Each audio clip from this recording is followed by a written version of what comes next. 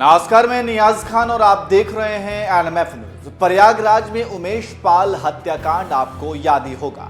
एक तरफ यूपी विधानसभा में बजट सत्र चल रहा था, वहीं दूसरी तरफ यूपी के प्रयागराज में अतीक के गुर्गे सड़क पर गोलीबारी और बमबारी कर रहे थे। इस दौरान उमेश पाल की गोली मारकर हत्या कर दी गई थी।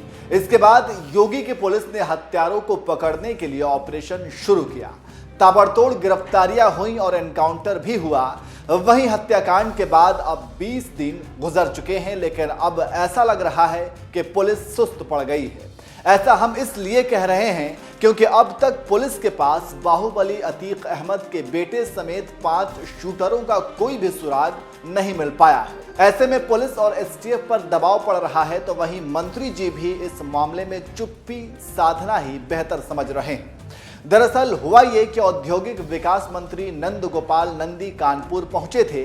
इसी दौरान उनसे हत्याकांड के शूटरों के बारे में सवाल कर दिया गया और ये सुनते ही मंत्री जी को जैसे सांप सूंघ गया। उन्होंने जवाब देने के बजाय खामोश रहना ही बेहतर समझा।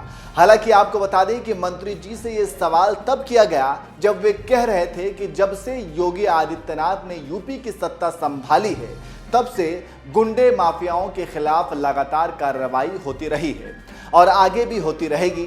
इसी के बाद उनसे ये सवाल पूछ लिया गया कि अभी तक मुख्य आरोपी कहां हैं, तो मंत्री जी चुप हो गए।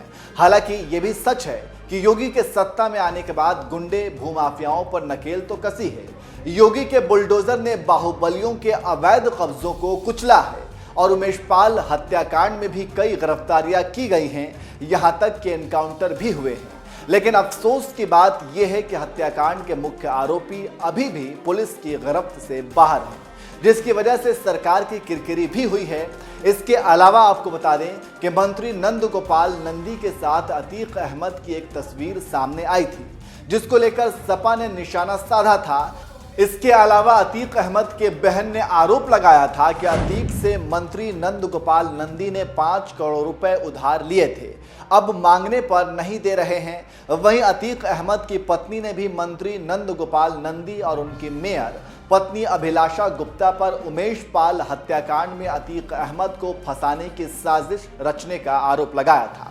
इस बीच ये खबर आ गई कि अतीक ने जेल से ही किसी बड़े नेता को फोन किया था और मदद मांगी थी। अतीक ने फोन करके कहा था, फेस टाइम पर आपको 50 कॉल की माननी है, आप मेरा फोन क्यों नहीं उठा रहे, बात क्यों नहीं कर रहे।